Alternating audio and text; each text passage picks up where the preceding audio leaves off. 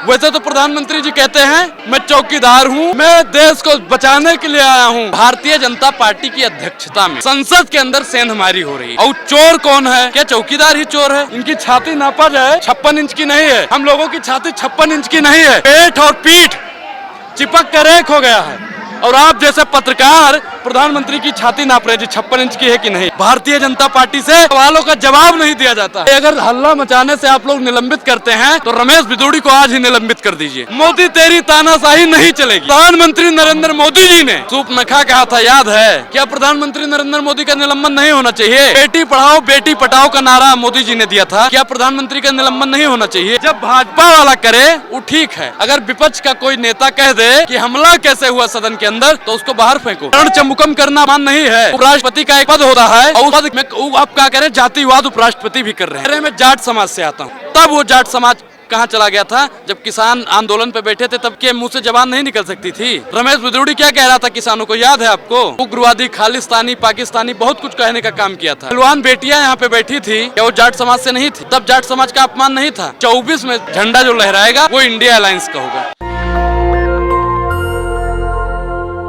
नमस्कार, मैं नूर झा और आप देख रहे हैं नेशनल दस्तक। इस वक्त मैं मौजूद हूं दिल्ली के जंतर मंतर पे। यहाँ पे हम आपको तस्वीरें दिखा देते हैं एक बार फिर से। जो 142 सांसदों को जो बर्खास्त किया गया है वो लोग भी यहाँ पे मौजूद है और यहाँ पे भीड़ देख सकते हैं। जो सस्पेंशन हुआ है उसको लेके यहाँ पे भीड़ इकट्ठा हुई है। एक बार फिर आंदोलन जारी है। इससे पहले भी इंडियन यूथ कांग्रेस में आंदोलन हुआ था। हमारे साथ इसी चीज से बातचीत करने के लिए मौजूद है अनुराग ओझा जी। इन्हीं को लेके हम बात करेंगे। क्या कहेंगे सर इस पे? एक बार फिर आप लोग आंदोलन कर रहे हैं, प्रदर्शन पे उतर आए हैं। मैडम, लोकतंत्र बचाओ और देश बचाओ। जब तक लोकतंत्र नहीं बचेगा तब तक देश को बचाना मुश्किल है। भारतीय जनता पार्टी की अध्यक्षता में, आपके चौकीदार की अध्यक्षता में संसद के अंदर सेंधमारी हो रही है। और चोर कौन है? क्या चौकीदार ही चोर है? ये सोचने का विषय है। चौकीदार की अध्यक्षता में सदन में सेंधमारी हो सकती है, इसका जिम्मेदार कौन है? यही हम लोग सवाल पूछ रहे हैं। हमारे जो नेता हैं, 142 विपक्षी सांसद हैं, वो जब सवाल पूछ लेते हैं तो भारतीय जनता पार्टी तिलमिला उठती है। भारतीय जनता पार्टी को जवाब देना चाहिए। जिनकी छाती भैया नापी जाए 56 इंच की, आपकी छाती नापते हैं, इनकी छाती नापा जाए 56 इंच की नहीं है, हम लोगों की छाती 56 इंच की नहीं है। पेट और पीठ चिपक कर एक हो गया है और आप जैसे पत्रकार प्रधानमंत्री की छाती नाप रहे जी 56 इंच की है कि नहीं है। 56 इंच की छाती नापोगे भाई? पेट और पीठ नापने का समय है। भारतीय जनता पार्टी महंगाई और बेरोजगारी के चलते पीठ और पेट को एक कर दिया है। और मैडम, तानाशाही इतनी बढ़ गई है, इतनी बढ़ गई है, इतनी बढ़ गई है कि 142 सांसदों को निलंबित कर देने का काम किया है। भारतीय जनता पार्टी से सवालों का जवाब नहीं दिया जाता है। वैसे तो प्रधानमंत्री जी कहते हैं मैं चौकीदार हूँ, मैं देश को बचाने के लिए आया हूँ, मैं देश नहीं बिकने दूंगा, मैं देश नहीं झुकने दूंगा। मैडम बताइए, एक सत्र में ही 142 से ज्यादा सांसदों को निलंबित कर दिया जाए, ये तानाशाही है। मोदी तेरी तानाशाही नहीं चलेगी। राजीव गांधी के समय में नहीं हुआ था क्या? उनके समय में तो 70 सांसद बर्खास्त किए गए थे ना। मैडम, आपको हम बता दें, आप पढ़िएगा एक बार कि उनके ऊपर एक आरोप लगते थे या सदन की कार्रवाई स्थगित कर दी जाती थी। आज क्या है, ना कोई सदन की कार्रवाई स्थगित की जाएगी। और मैडम, इन पे आरोप क्या है? आप आरोप 142 सांसदों का आरोप बता दीजिए। मैं नेशनल दस्तक पे वचन देता हूं, अनुराग ओझा आज ही कान पकड़ के उठक बैठक लगा के क्षमा मांग के आज से ही बोलना बंद कर देगा। 142 सांसदों का कसूर क्या है बताइए? वो कह रहे हैं ना कि वो संसद में इस तरीके से हल्ला मचाएंगे, कुर्सी का अपमान करेंगे तो बर्खास्त किया जाएगा ना, निलंबित करेंगे। ये हल्ला मचाना, जब सदन के अंदर भाजपा वाला हल्ला मचाता है तो उनको निलंबित काहे नहीं किया जाता है? भाई, अगर हल्ला मचाने से आप लोग निलंबित करते हैं तो रमेश भिदोड़ी को आज ही निलंबित कर दीजिए। दानिश अली को कितना गाली गलौज दिया था या नहीं दिया था? उनको निलंबित किया क्या है? जब भाजपा का नेता, इनका मनोज तिवारी का नाम सुने हो? नीतीश कुमार लगता है रात में अश्लील फिल्में देख के सोते हैं। उनको निलंबित किया गया क्या? प्रधानमंत्री नरेंद्र मोदी जी ने सूपनखा कहा था, याद है? क्या प्रधानमंत्री नरेंद्र मोदी का निलंबन नहीं होना चाहिए? बेटी पढ़ाओ बेटी पटाओ का नारा मोदी जी ने दिया था, क्या प्रधानमंत्री का निलंबन नहीं होना चाहिए? उनका कहना था बेटी बचाओ बेटी पढ़ाओ। खा लीजिए भारत माता की कसम कि मोदी जी ने क्या कहा था, खाइए कसम। जब भाजपा वाला करे वो ठीक है, अगर विपक्ष का कोई नेता कह दे कि हमला कैसे हुआ सदन के अंदर, तो उसको बाहर फेंको।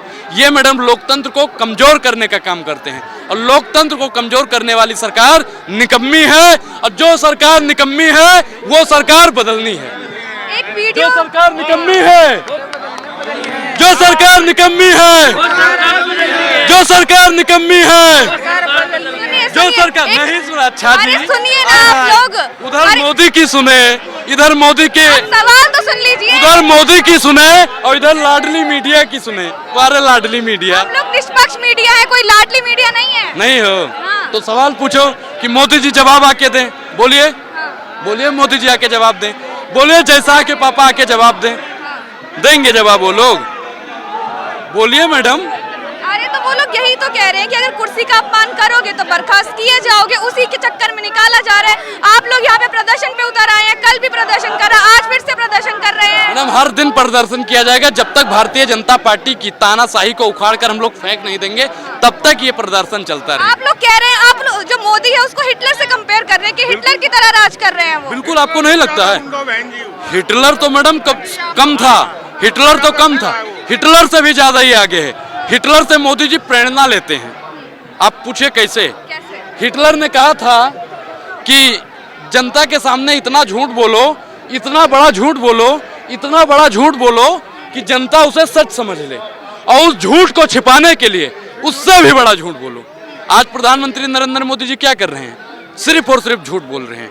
और लाडली मीडिया योजना जो चल रही है देश में, वो लाडली योजना के अंतर्गत जितने पत्रकार आते हैं वो दिखा रहे हैं कि उपराष्ट्रपति का मिमिक्री किया जा रहा है, उपराष्ट्रपति का अपमान किया जा रहा है। वही वीडियो बना रहे हैं राहुल गांधी खड़े होके। मैडम एक मिनट, मैं आपकी वीडियो बना रहा हूँ, मैं आपकी वीडियो बनाऊंगा। अब आपका अपमान हो गया ये? आप पत्रकार? तो वो उपराष्ट्रपति नहीं, की जिक्र कर रहे हैं ना। आप भी एक पत्रकार हो, आप एक पत्रकार हो, मैं आपकी वीडियो बना रहा हूँ। देख लो भाई, मैं वीडियो बना रहा हूँ। कौन सा अपमान हो गया भाई बताओ? कौन सा अपमान हो गया बताओ?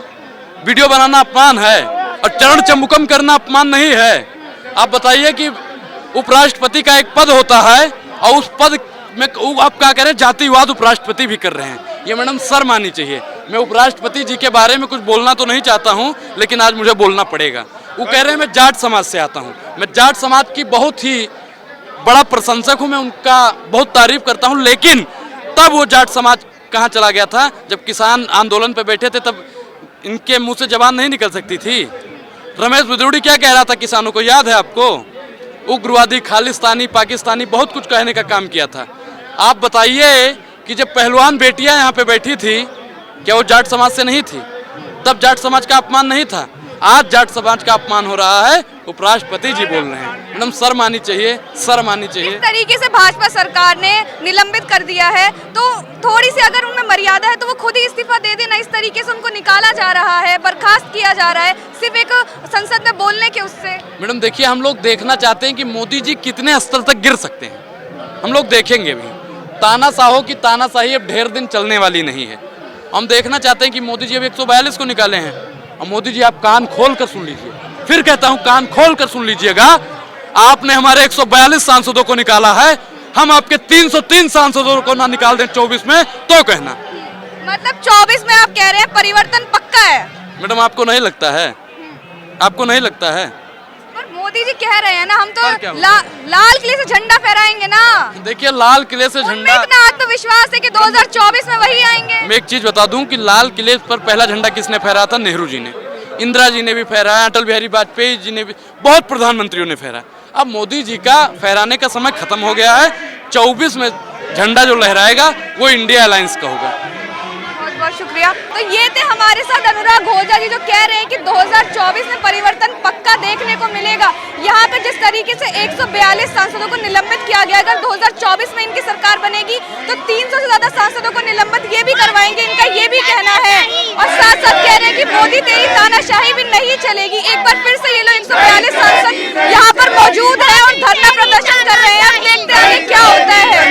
आगे की जानकारी के लिए बने रहे हमारे साथ। धन्यवाद। नेशनल दस्तक की आपसे गुजारिश है कि अगर इसको बचाना चाहते हैं तो नेशनल दस्तक को सब्सक्राइब करने के लिए रेड कलर के सब्सक्राइब बटन को दबाएं, फिर बेल आइकन की घंटी दबाएं। नेशनल दस्तक को बचाने के लिए बहुत जरूरी है कि हर खबर को शेयर करें, लाइक करें, कमेंट जरूर करें।